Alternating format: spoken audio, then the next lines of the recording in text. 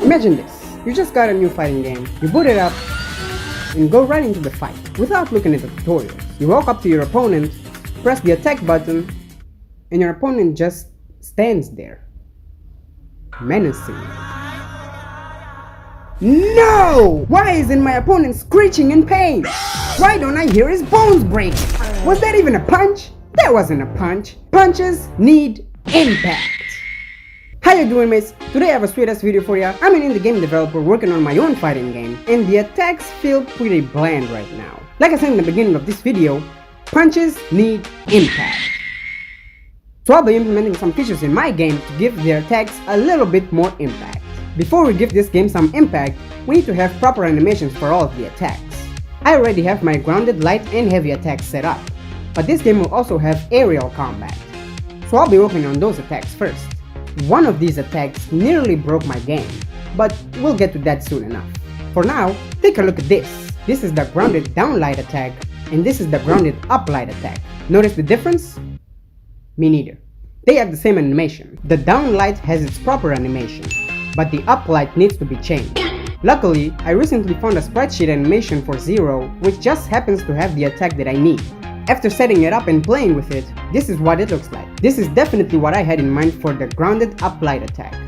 Then I started working on the aerial attacks. Since I already had set up all of the grounded attacks, all I need to do for the aerial attacks was just copy the animation. I only had to change the animations for the down light and the down heavy.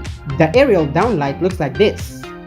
And the down heavy attack, well, this is the one that nearly broke my game. See, what happened was, I needed to add a bit more code. I thought I'd show you a before and after of this thing, but I didn't record the before video. So I used GitHub to undo my code. I recorded the before video, then when I restored my code, both Unity and GitHub were having problems that I didn't know how to solve. And because of these problems, I couldn't do anything, nothing at all, until this got resolved, which took like 2 or 3 days. But hey, now we have the down heavy attack. Now, let's get to work on the game's impact. There are mainly 3 things that I want for this game's impact. One is the knockback, which launches the player forward. The second is a launcher, which launches the player upwards. And the third is a spike, which launches the player downwards when they're in the air. I immediately started working on the knockback because I thought it'd be the easiest one to do. But, I got the system working okay, but you can tell that something is wrong. This is similar to what I'm going for. I used a different logic for the code, and now it feels slippery. And they don't even lift off the ground. Oh boy. At this point, I knew this was going to take a while. I tried making them follow a set trajectory, and this doesn't look right. You probably already know I tried a bunch of different implementations for this, and somehow, they were all still trash. Or were they? Yes they were. But, on my last implementation, I tried adding a wall bounce to the knockback, and then this happened.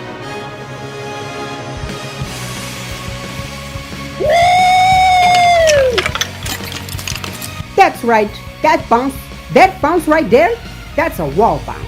But the direction was flipped, so it was an easy fix.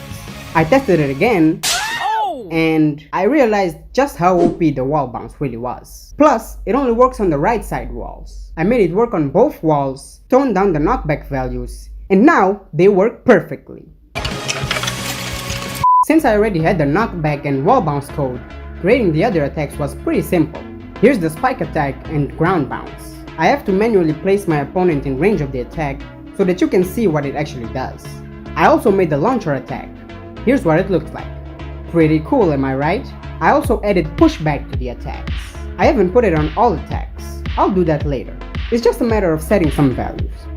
No big deal. Now, you might have noticed that after the opponent wall bounces, they look like they're falling, even when they're on the ground. This is where knockdown states come into play. A knockdown state is a... Knockdown is a term used in fighting games to refer to a character's down state that occurs when struck by some attacks. Yeah, that. Basically, if your character is getting hit while in the air and they land, they enter the knockdown state. There are also a couple of attacks that put you directly in the knockdown state. It was actually pretty easy to get this one working. I also made a sweep attack, which sweeps the opponent off of their feet.